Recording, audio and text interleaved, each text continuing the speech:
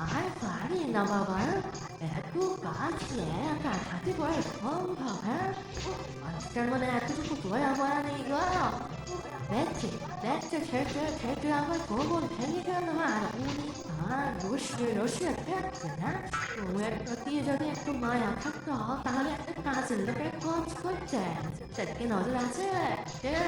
মানে আমাকে দিয়ে খাটানো যায় তার বন্দি বিক্রি করে বেড়াচ্ছে। এভাবে আর কতদিন চলবে? আমিও আমিও কি ঠিক করছি, লোকটাকে কি করে জব্দ করা যায়? হ্যাঁ, অনেক হয়েছে আর নয়, এবার আমাকে একটা কিছু করতেই হবে। হ্যাঁ, বাহ, এত ভালো কাঁঠাল এখন আর পাওয়া যায় না। যাই, এখানে বসেই খাই। হ্যাঁ, জীবনে তো খাওয়াতেই শিখেছ। হ্যাঁ, একটু যে বউকে কাজে সাহায্য করবে তা মনে আসে না। ও, একটু যে কাঁঠাল মন দিয়ে খাবো তা কোনো উপায় আছে? বাইরের মতো শুধু কখন কখন করেই চলেছে। আরে বাবা, আমারও কাজ থাকে, তা তুমি দেখতে পাও না, তার জন্য আমি কি করতে পারি? এই জন্যই তো বলছি যে একটা কাজের লোক লেখো, কাজের লোক তাকে থাকিও, আমাকে রেখাই দাও। হ্যাঁ, এমনিতেই চালানকে ডাল পুরোয়, তারপর কাজের লোক। তোমার কোনো রাজা উচিতের বাড়িতে বউ হওয়া উচিত ছিল, বুঝলে? তখন যদি জানতাম তুমি আসলে ঘরে দেখতাম, তাহলে মারাটা আমি করে ঘরে আমি বিয়ে পাল্টাতাম। হ্যাঁ, আমি দেখতাম তাহলে যে ডাল ভাত খাও সেগুলো কি আকাশ থেকে আসে? হ্যাঁ, আমাকে হাড় ছাটুনি খেতে মহারাজকে সন্তুষ্ট রাখতে হয়, বুঝলে? যা পাই সেটাই যথেষ্ট, কাজের লোকের আশা করো না। কি খাবার খোটা দিলে? তাও সামান্য একটা কাজের লোক থাকতে বলেছি বলে এই বাড়িতে আর এক মুহূর্তও নয়। আমি জানলাম বাপের বাড়ি, কয়েকদিন তোমার মুখ দর্শন করতে হবে। বাবা বাঁচবো। আর শোনো, আমাকে ডাকতে গিয়ে করে লাভ হবে না। হ্যাঁ, আর যেদিন ইচ্ছে সেদিন ফিরব। হ্যাঁ, যাও, বেশ কদিন বাপের বাড়িতে আরাম করে এসো, আমার যতদিন ইচ্ছে।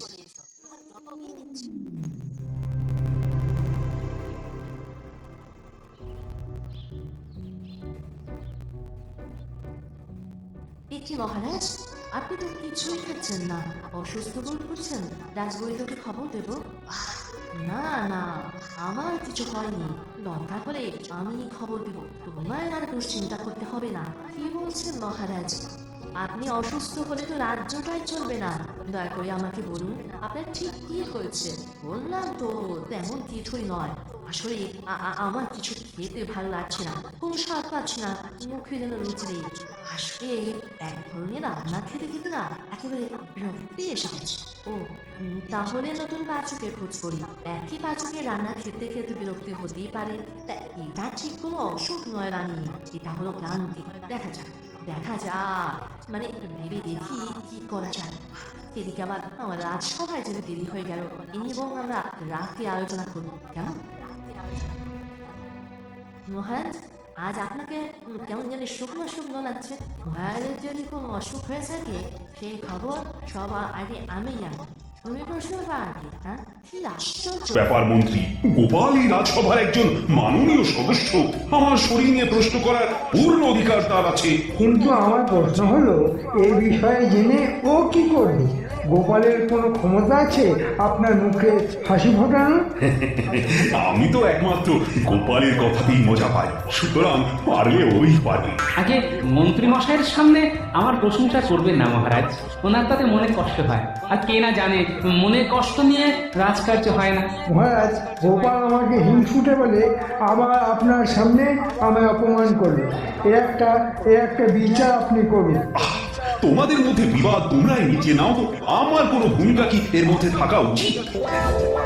মহারাজ আজ মন্ত্রীকে জব্দ করেছে। আরে বাবা, কে কাজের আর কে কাজের নয়, এটা কি আপনি জানেন না? নিশ্চয়ই জানেন। হ্যাঁ, একেই বলে তাল কানে। দেখলি না, আমার মাথার উপর একটা চকচকে তাল আছে, সেটা তোর পছন্দ হলো না? তুই মন্ত্রীর চাইতো বোকা। তাল যখন আমার তালু না ফাটিয়ে পায়ের কাছেই পড়েছে, তখন এটাকে বাড়ি নিয়ে যাই। এটার জন্য আমার মহারাজকে বলতে যাবো? উনি হয়তো তাতে রেগেও যেতে পারেন। আজ নিয়েই নি।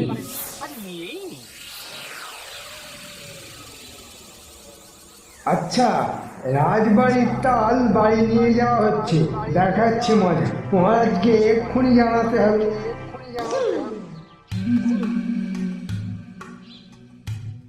চাপা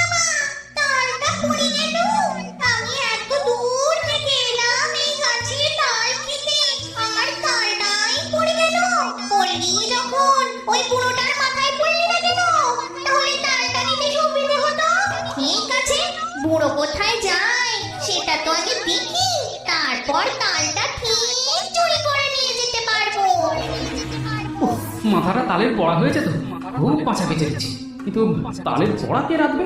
গিন্নি আর সময় পেল না বাপের বাড়ি যাওয়া। দেখি আমি আগে তো তালটা ছুলি, তারপর দেখি রাখতে পারি কিনা।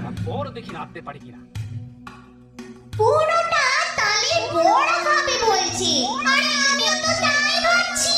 তালের বড়ার কথা, ছিলাম রাঁধুনি হয়ে গেলাম পেতনি, কত লোককে কত খাবার রেঁধে খাইয়েছি। এই তালের বড়া যদি সবাইকে খাওয়াতে পারতাম, বুড়োটার সঙ্গে যাই তো, দেখা যাক কি হয়।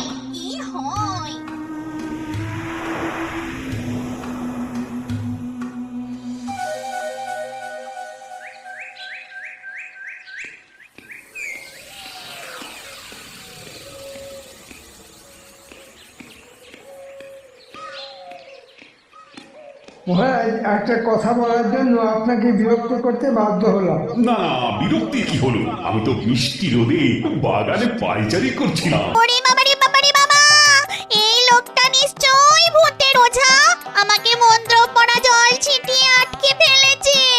এবার কি করি? পালাবার পথ নেই তো। পালানোর চেষ্টা করিস না, আমার নাম গোপাল ওঝা। অনেক ভূতকে এভাবে ধরে ফেলেছি। বল বল বল বল, তুই আসলে কে ছিলি বল?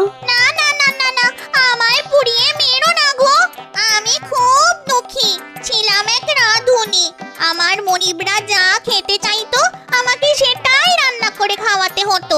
নিজের মতো করে কিছুই রেঁধে উঠতে পারিনি, তাই আজ তাল পেয়ে মনে হলো ভালো করে তালের বড়া করে খাই।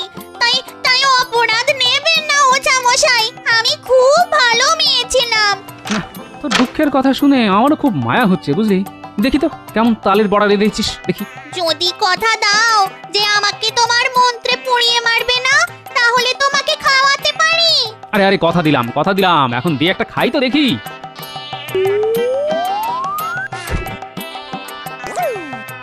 আর তুই আগে মানুষের রূপ ধর, পেতনির মতো থাকলে সবাই তো ভয় পাবে রে। কি গো ওঝা মশাই, মানুষের মেয়ে মনে হচ্ছে তো? মহারাজ, পরের দ্রব্য না বলে নেওয়াটাকে আমরা ছোটবেলা থেকে জানি অপরাধ। কিন্তু সেই অপরাধ যদি আপনার সবার কোনো সভ্য করে থাকে, তাহলে কি তাকে এই অপরাধ থেকে ছাড় দেওয়া হবে? কেন কেন কেন তাকে ছাড় দেওয়া হবে কেন? বলো বলো, কে রাজবাড়ির দ্রব্য না বলে নিয়ে গেছে? সে আপনার সামনেই বসে আছে এবং গর্বের সঙ্গে এই ব্যাপারে সম্পূর্ণ উদাসীন, সে যেন কিছুই হয়নি এমন ভাব করে বসে আছে। আরে মুশকিলের ব্যাপার, তখন থেকে প্যাঁচ মারছো।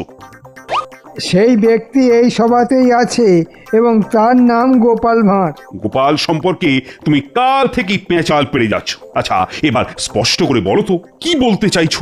গোপাল আপনার বাগান থেকে একটি দ্রব্য চুরি করেছে। কোন দ্রব্য চুরি হয়েছে সেটা এখনো না বললে তোমাকে কিন্তু সভার বাইরে বার করে দেব। আগে মহারাজ, একটি পাকা তাল। গোপাল, সত্যি কি তুমি আমার বাগানের তাল নিয়েছো নাকি? হ্যাঁ আগে নিয়েছি মহারাজ। একটি তাল আমার পায়ের সামনে এসে পড়ায়, আমি সেটি ঘরে নিয়ে যাই। গোপাল, তোমাকে কিন্তু শাস্তি পেতেই হবে। তোমার শাস্তি হলো তুমি এই সভার সবাইকে তালের একটা রান্না খাওয়াবে। কেমন ভালো শাস্তি হলো তো? স্বচ্ছন্দে মহারাজ, কিন্তু আপনি কালই বলছিলেন কোনো খাবারই আপনারা রুচি নেই। তাহলে সবাইকে বলুন বাড়ি থেকে একটা করে রান্না নিয়ে আসতে, খেয়ে দেখবেন হয়তো আপনার খাবারে রুচি ফিরে আসবে। হ্যাঁ হ্যাঁ, এটাও ভালো বলেছো। তাহলে সবাই কাল বাড়ি থেকে একটা করে রান্না করে আনবে, দেখি কার রান্না আমার খাবারের রুচি বদলায়। আর যার রান্না এই কাজটা করতে পারবে তাকেই পুরস্কৃত করা হবে। মন্ত্রী আমাকে ফাঁসাতে চেয়েছিল, এবারে নিজেই ফেঁসেছে। ওর গিন্নি যে বাড়ি নেই এটা আমি জানি, আর আমার যে পেতনি আছে সেটা ও জানে না।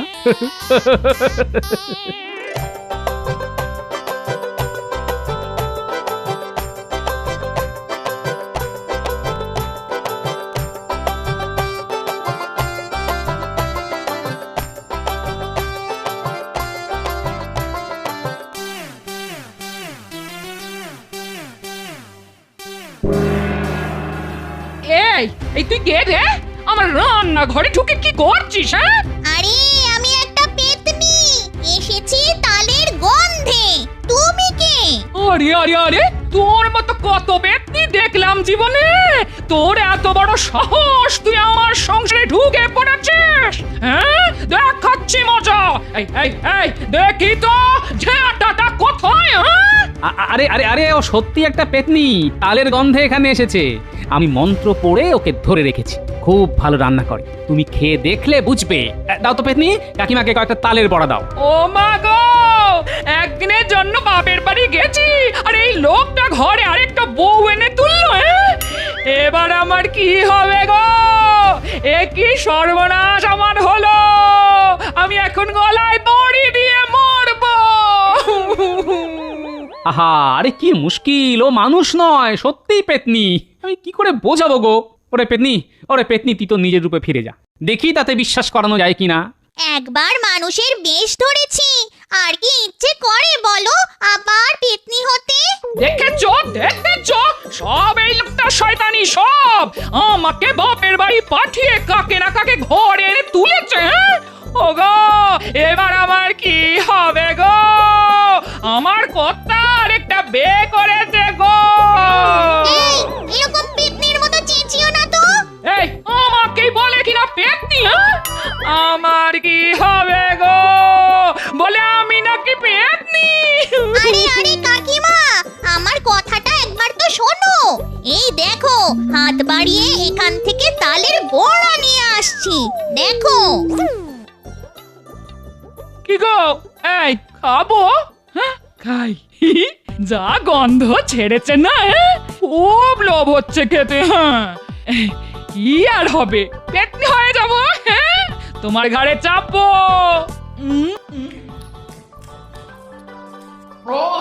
দারুণ হয়েছে খেতে। না, তোমার রান্নার হাত আছে। তাহলে তো হয়েই গেল, ওর একটা নাম দিতে হবে, বুঝলে? কি নাম দেওয়া যায়?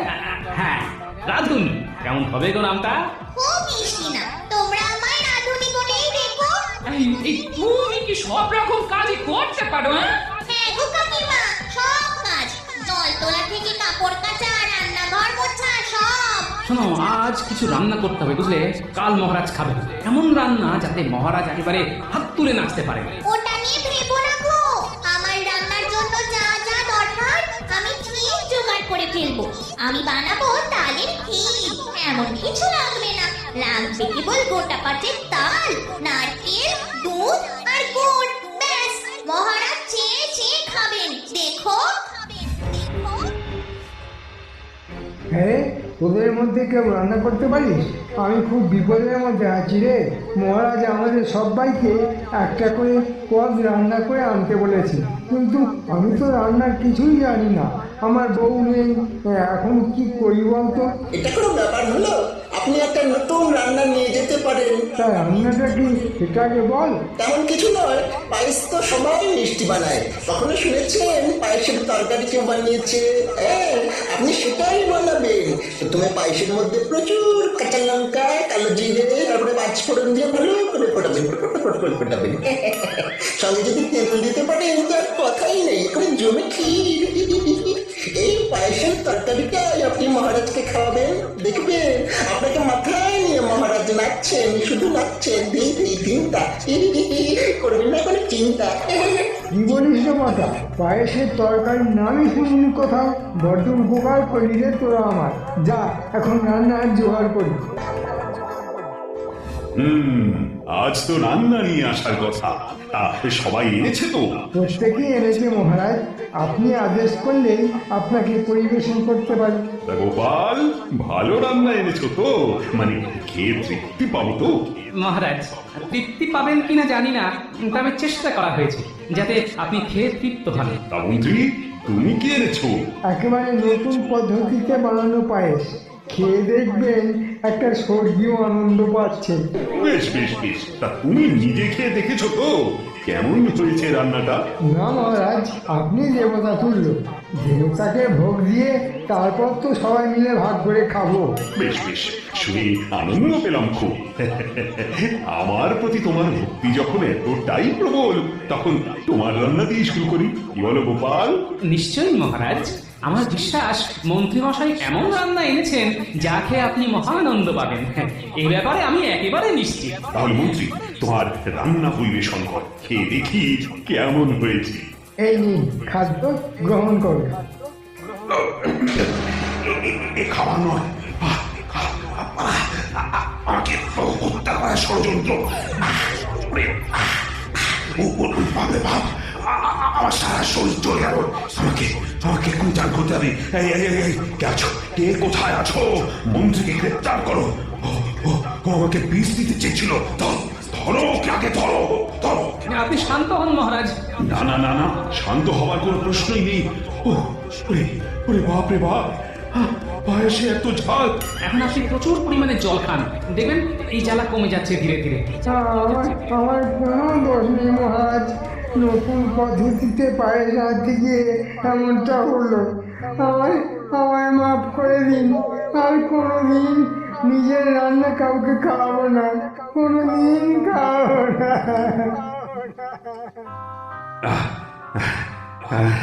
জ্বালাটা একটু কমেছে। এবার দেখি গোপাল, তুমি কি এনেছো? মনে হচ্ছে তোমার রান্না খেয়ে আমার ধরে প্রাণ আসবে। দাও দেখি, খেয়ে দেখি। এই নিন মহারাজ, তালের ক্ষীর, সঙ্গে নারকেল আর গুড় আছে।